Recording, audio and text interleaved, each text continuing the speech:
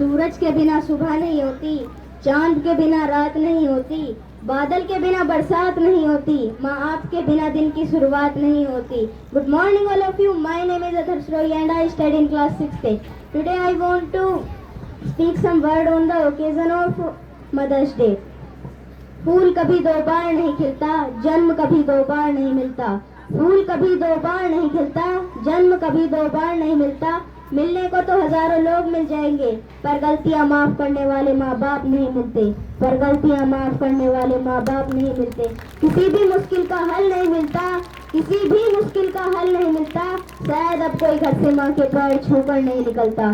शायद अब कोई घर से माँ के पैर छूकर नहीं निकलता। दोस्तों, माँ तो माँ होती है जिसके रहते कोई गम नहीं होता। माँ तो माँ होती है जिसके रहते कोई गम नहीं होता। कोई मेरा साथ दे या ना दे, पर माँ का प्यार कभी कम नहीं होता। Thank you and happy mother's day to all.